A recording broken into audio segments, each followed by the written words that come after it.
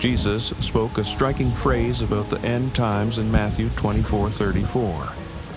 "Truly I tell you, this generation will not pass away until all these things have happened." This statement raises profound questions. Was Jesus speaking specifically to the disciples' generation, or was he pointing to a future generation? Many initially believed that Jesus was referring directly to his own disciples. However, more than 2,000 years have passed, and many of the events he clearly described have not yet occurred, indicating that Jesus was talking about something still to come in the future. To better understand the meaning of this prophecy, we need to consider the entire context of Matthew chapter 24. In this chapter, Jesus reveals to his disciples a series of events that would precede his glorious return, such as wars, earthquakes, widespread famines, persecution of Christians, the rise of false prophets, and the global preaching of the gospel. Jesus details very specific and dramatic events, such as the abomination of desolation mentioned in the book of Daniel, a great tribulation unprecedented in history, and terrifying cosmic signs like the sun darkening, stars falling, and other phenomena that would culminate in his triumphant return. The destruction of Jerusalem in AD 70 partially fulfilled some of the prophecies, but it did not even come close to fulfilling everything Jesus announced.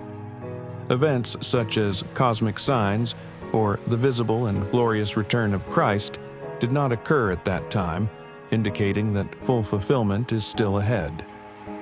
When Jesus mentions this generation, he uses an expression that can mean different things depending on the biblical context. It could refer to a specific group, an ethnic group, or an entire humanity living in a given period. Therefore, caution and deep understanding are necessary when interpreting this expression.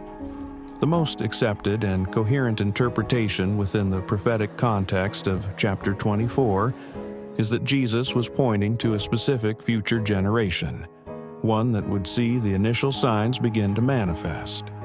That same generation would be a direct witness of all the events leading up to and including the return of Christ. To reinforce this idea, Jesus uses the parable of the fig tree, saying that when its branches begin to sprout, everyone knows that summer is near. Likewise, the appearance of the signs indicated by Jesus would serve as a warning that his return is near, requiring constant vigilance from Christians. Many scholars associate the rebirth of Israel in 1948 with the budding of the fig tree, suggesting that we may currently be living in this prophetic generation.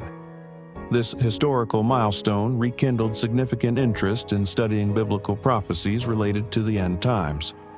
It is vital to understand that Jesus was not simply offering dates or exact predictions, but emphasizing the need for vigilance and spiritual preparedness.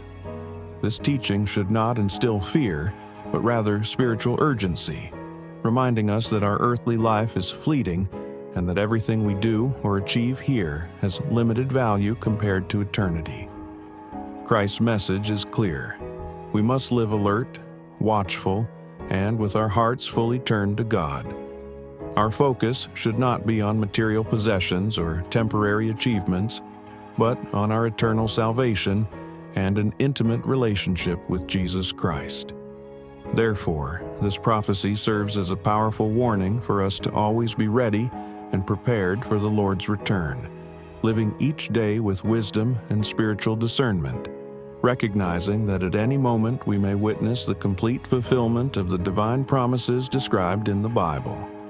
This is the Mysteries of Faith channel, and if this video taught you something new today, comment below what you learned.